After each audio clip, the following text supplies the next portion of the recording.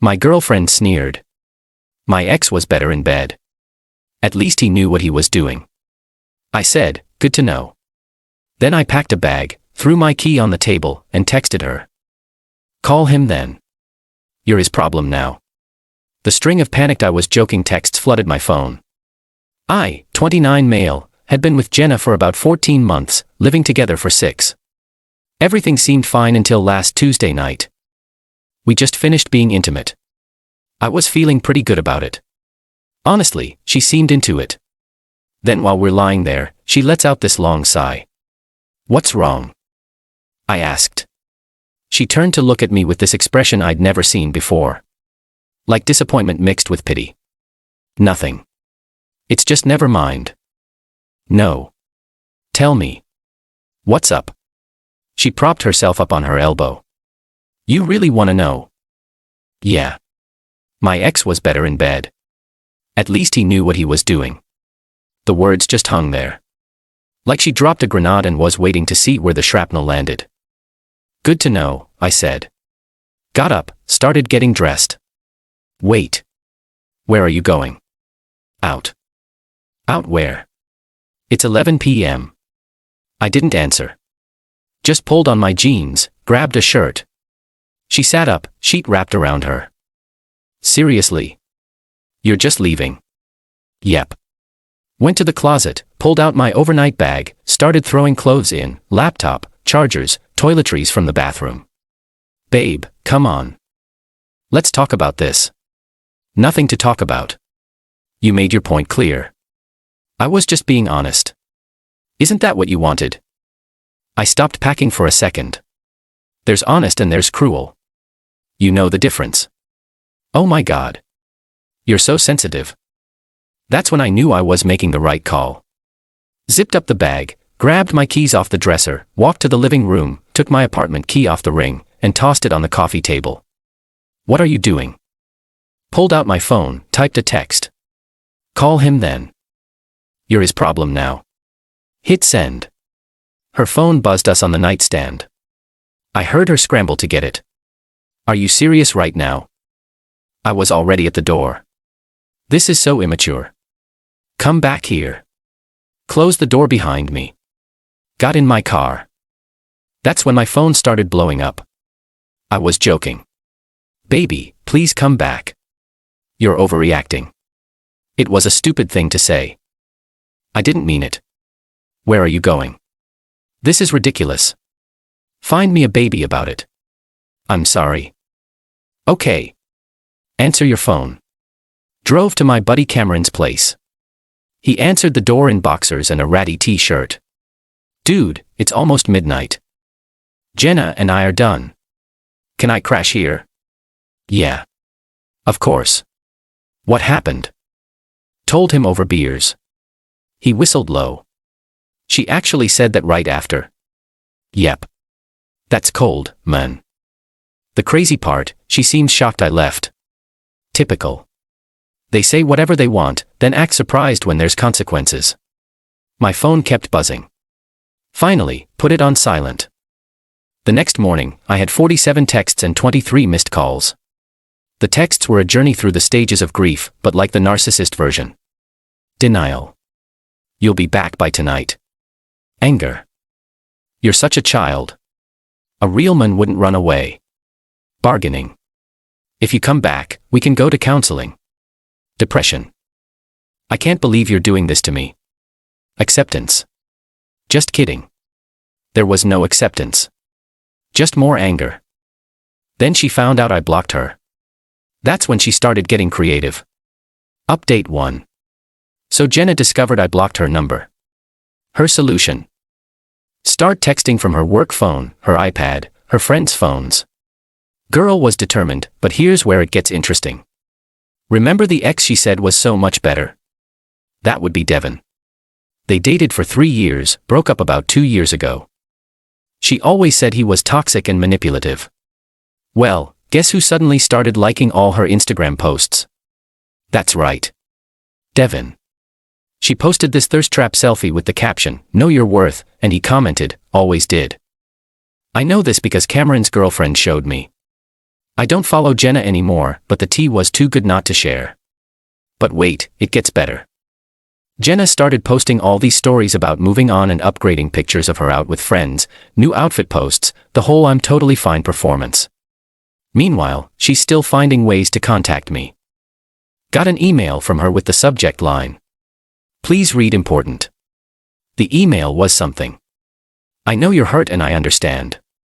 What I said was thoughtless and cruel, but throwing away our entire relationship over one comment. That's insane. We live together. We have a lease. We have a life together. You can't just walk away. Actually, I can, and I did. The lease thing was her first real play. See? We're both on it. But here's what Jenna didn't consider. I've been paying 70% of the rent because I make more, plus utilities, plus groceries most of the time. I replied to her email. I'll pay my portion of rent through the lease term. 50% only. Utilities are your responsibility now. I'll be by Saturday to get my things. Her response was immediate. 50%. I can't afford that. You know I can't afford that. Should have thought of that before comparing me to your ex. It was one comment. One comment that revealed how you really feel. Good luck. Saturday came. I brought Cameron and his brother for backup. Jenna had clearly prepared for my arrival. Full face of makeup. Tiny dress. The apartment smelled like she bathed in perfume. "Hi," she said. "All sweet. Can we talk first?" "No. Just here for my stuff." Her face fell. "Seriously? You're really doing this?" "Already done." Started packing. She followed me room to room. "I posted about you," she said. "How amazing you are." I told everyone I messed up. Checked her Instagram later. She had posted, "Sometimes you don't know what you have until it's gone. Missing my person today." But she didn't tag me, and she didn't actually admit what she did. Just vague posting for sympathy. While I was packing my gaming setup, she tried a different approach. "You know what? Fine. Leave. Devon already reached out anyway." Cool. Hope he knows what he's doing. That wasn't the response she wanted. "You don't care?" "Why would I? You made it clear he's better. Enjoy." Update 2. The Devon play backfired spectacularly. See, Jenna thought mentioning him would make me jealous. Instead, I genuinely didn't care, but she'd already planted that seed and Devon was interested. They started hanging out. She posted pictures of them together. Catching up with an old friend. Her friends were hyping her up in the comments. "Yes, queen. Get it, girl. Upgrade season. Cool. Whatever." I was apartment hunting and focusing on myself. Then I got a DM from a number I didn't recognize. It was Devon's current girlfriend, Alyssa. "Hey.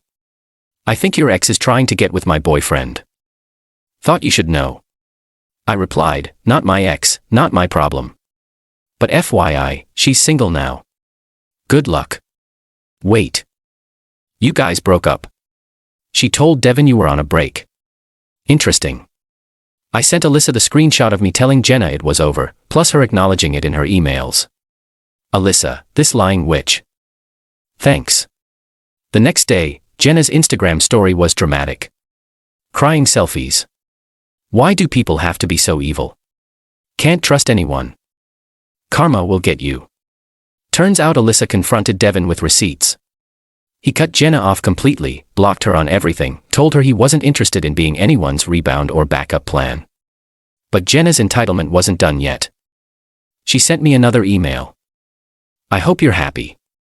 You ruined my friendship with Devon. He won't even talk to me now because you had to be petty." I didn't respond. She escalated. "I'm going to be homeless because of you. I can't afford this apartment.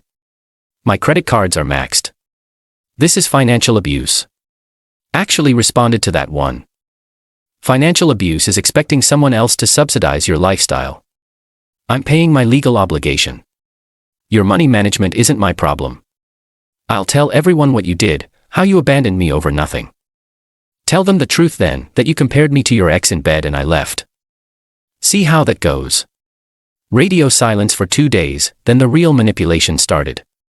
Update 3. Jenna went nuclear. Started calling my job, not to get me fired or anything that direct. No.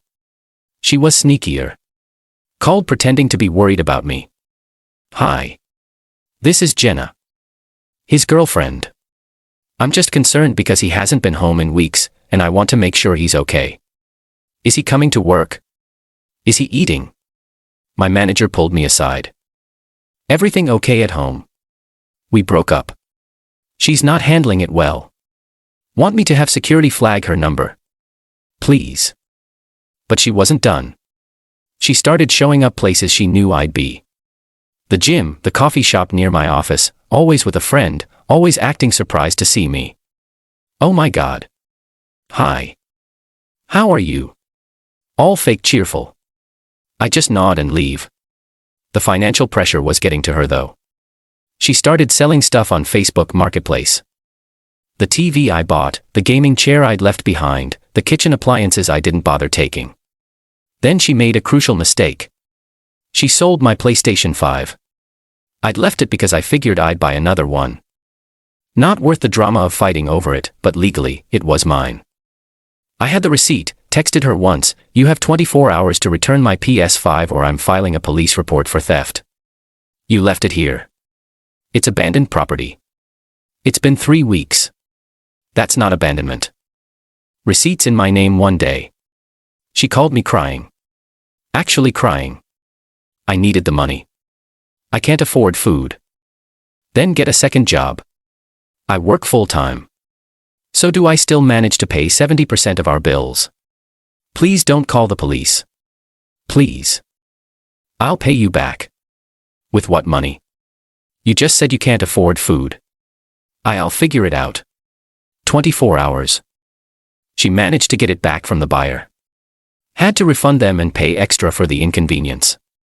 Left it with my building's concierge, but the best part, the absolute chefs. I mean, the most satisfying part, her mom called me. What did you do to my daughter? Broke up with her. She's hysterical.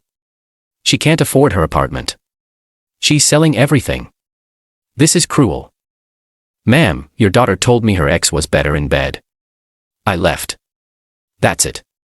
Long pause. She said what? Ask her. I will. But surely you can work this out. She loves you. She loved my wallet. Have a nice day. Final update. Jenna had to move out of the apartment. Couldn't swing the rent solo. Couldn't find a roommate in time. The landlord wasn't interested in her sob story. She moved back with her parents in their basement at 27. The social media posts changed tune real quick. Gone were the living my best life posts. Now it was all motivational quotes about growth and lessons learned. But my favorite part, she started a GoFundMe. Starting over after financial abuse, she actually wrote that her ex-me had trapped her in an expensive apartment and abandoned her without warning, leaving her homeless and destitute. She raised $47 from her aunt. Someone, not me, but probably Alyssa, commented with screenshots of her. My ex was better in bed posts and her emails admitting what she said. The GoFundMe disappeared within hours. Last I heard from Cameron, who heard from his girlfriend, who's still friends with one of Jenna's friends. She's working 2 jobs now, still living in her parents' basement. Devon told his entire friend group what happened.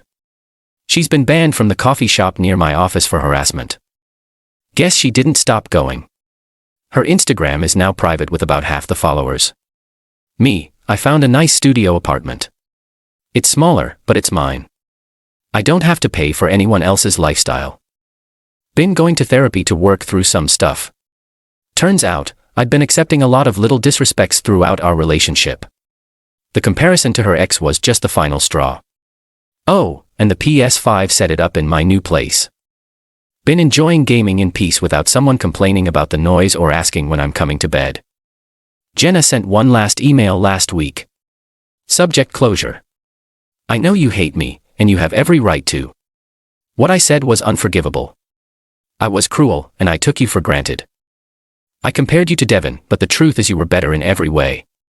I destroyed the best thing in my life over my own ego and need to hurt you in that moment. I don't know why I said it. Maybe I was trying to push you away. Maybe I was just being evil. I'm in therapy now trying to figure it out. I'm not asking you to take me back. I know that ship has sailed. I just wanted you to know that I know what I lost. You were the best partner I ever had and I threw it away for literally nothing. Devon doesn't even want me. No one does. I'm working 2 jobs and living with my parents, and I have no one to blame but myself.